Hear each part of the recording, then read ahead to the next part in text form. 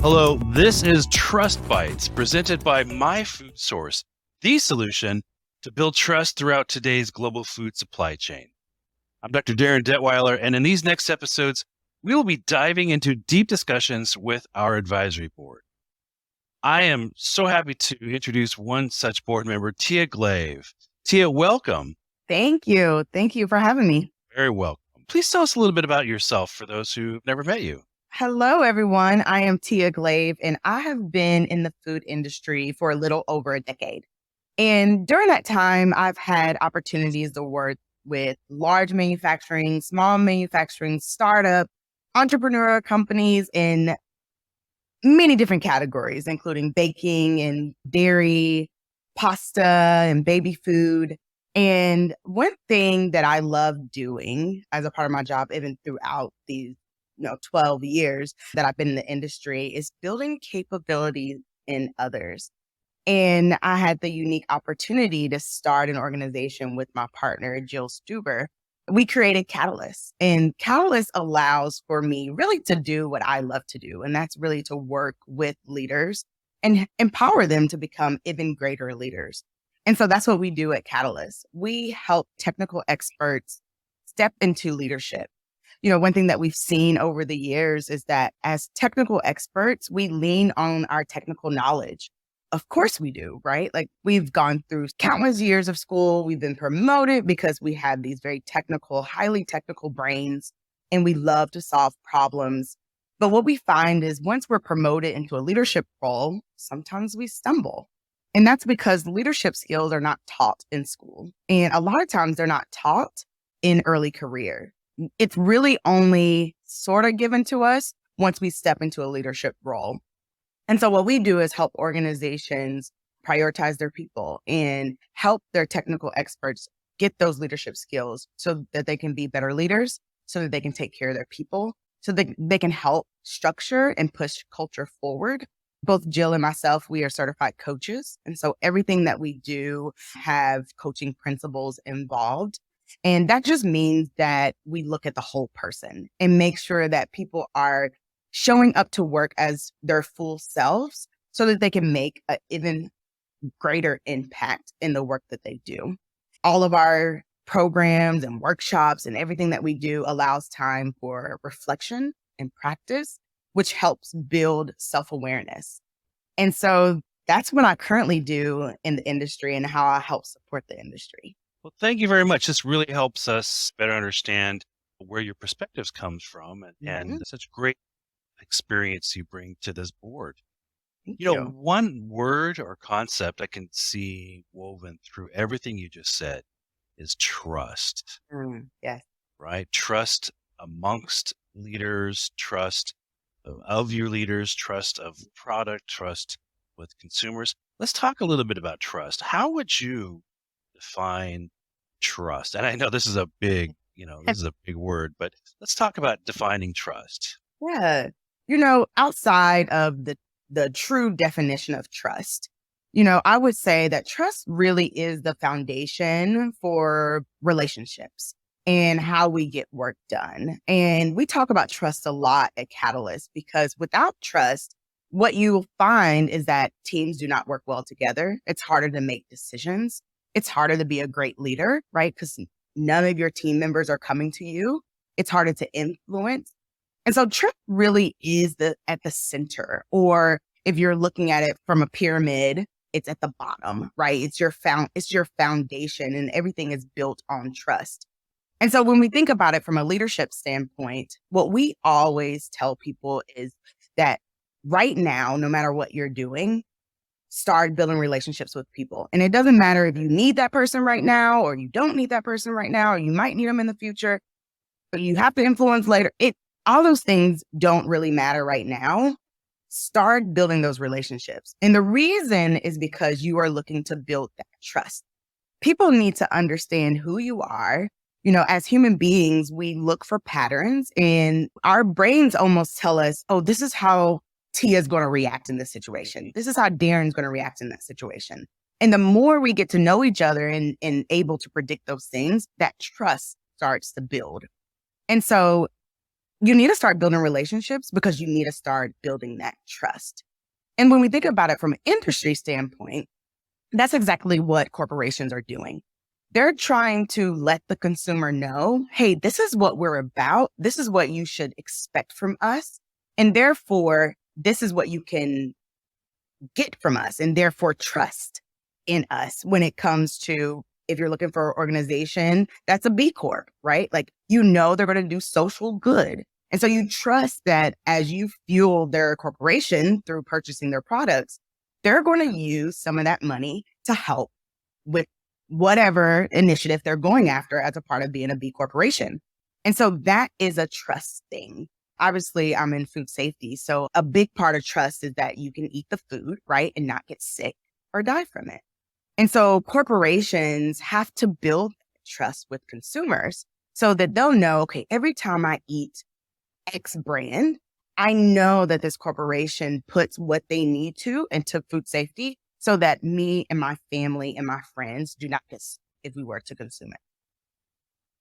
Well, it sounds, I don't want to say it's just like Maslow's hierarchy of needs, but trust becomes like a foundational level upon which many other levels of activities and engagement are built.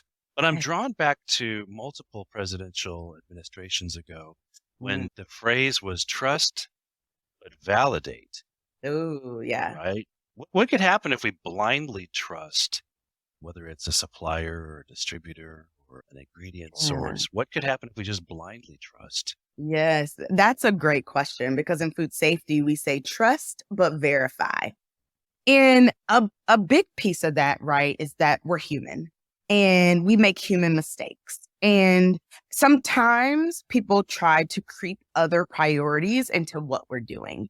And sometimes we need that check, right? Like, we've been there. Like, I think a great example is, I'm trying to eat less sweet. Right. And so, I'm telling myself, no candy, no cookies, but sometimes you see something amazing and you're like, I might eat that. But if you have someone around you, trust, hey, I'm trying to be good, right? I'm trying to eat less sweets. They trust that that's what I'm doing, but they're there to also be that verification for me to say, when they see me with something, right, a piece of candy, they're saying, hey, Tia, I thought you were looking to cut out sweets. And it's like, oh, yes, that's right. Absolutely. Like, I have someone, a part of my group, to help almost like support me, right? Just in case I get off track. And so when we look at like an organization, they have different people coming in, right? Like, we've been a part of teams, right, where we're on the right path. And then someone comes in and tries to make something else a priority. And so if you're not a part of that team, like, sometimes food safety is not a part of that operations team or that finance team or that marketing team that's having these conversations without us, it's important to verify that the conversations are still on track, that is still a priority for that group, that they're still marching in the right direction.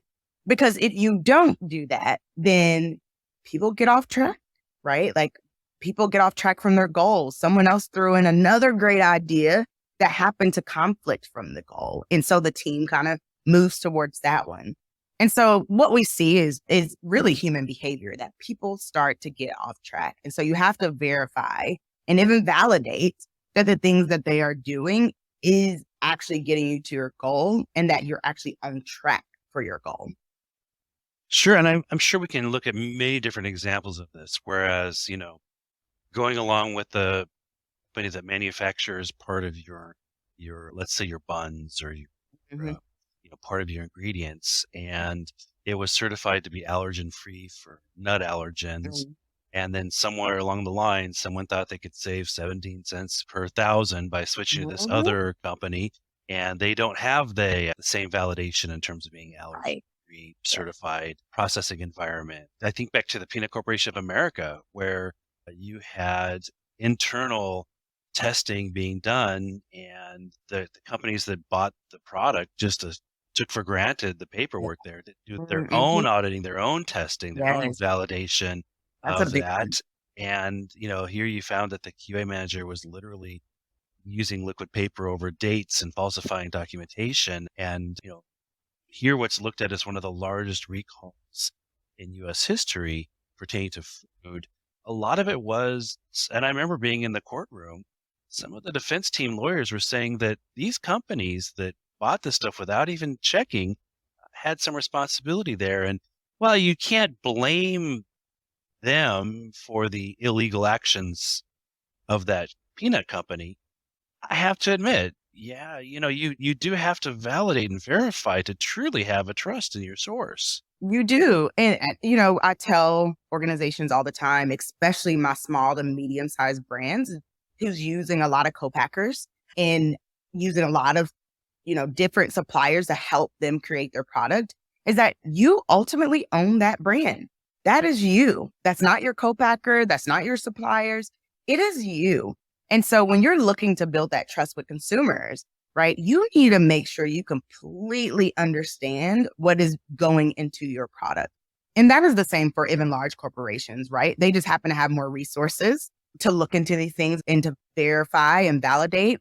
But it also goes for them. If you're not putting resources towards auditing facilities and taking a look at what's happening with the process, having conversations with people, just even outside of looking at the COA, are you having conversations with people, someone in the actual lab to say, hey, I get these COAs, every shipment. Walk me through how you do this. What do you typically find? What happens if you do find a positive? Though having those conversations with people is also a great way to verify what's happening. And, I can never stress enough is that it is your brand, regardless of who's making your product. And if you're not taking that full ownership of your product, then you could find yourself having an issue. And no one knows who manufactures your product, right? Like that's not going to be on the front. Your brand is going to be on the front of the recall. And so you are the one that's going to have to deal with that. And that's who people are going to lose trust in, not the co-packer that they don't know, right? It's really going to be your brand. And we see that too often with recalls where it's recall of this product from this grocery store. And it's like, well, it's not the grocery store's fault. Perhaps, it was, upstream of grocery store. Mhm. But I think sometimes that if we think of trust as a river, it almost sounds like I'm getting into some kind of a Justin Timberlake song or whatever. But But if trust is a river, you got to think not only about the trust downstream to the consumer, but you have to keep a keen eye to building and maintaining and reinforcing that trust upstream as well. Mhm. Yeah, absolutely. Because just like you said, right, it's a grocery store is having a lot of recalls. People are going to say, wow, I'm not going to purchase from that grocery store. And in a sense, they do have a responsibility to make sure that they're doing their food safety checks, or they're making sure that the products that they're allowing on their shelves, that company has food safety in place and that they care about their products. It's hard to do, right? Like when you think about a large grocery store, they have hundreds, thousands of brands, but it must be done, because even when you think about that trust, right? Like you start to think, man, should I even buy this product from this grocery store, because they've seen so many recalls. And as a food safety person, I'm thinking like, how are they qualifying people getting into their grocery stores? And so it's almost a joint effort to make sure that when it gets to the consumer, that product is safe. Well, too, I mean, think about a major multi-state retailer or Hmm. convenience store chain, right?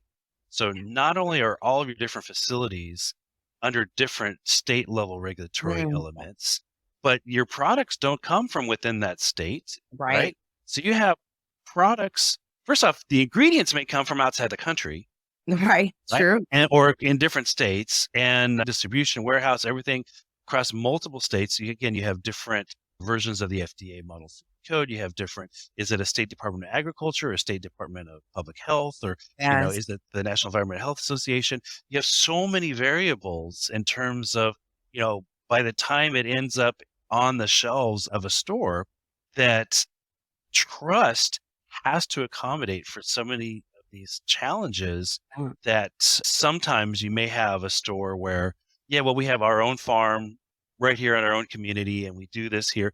That's great, but that's not typical.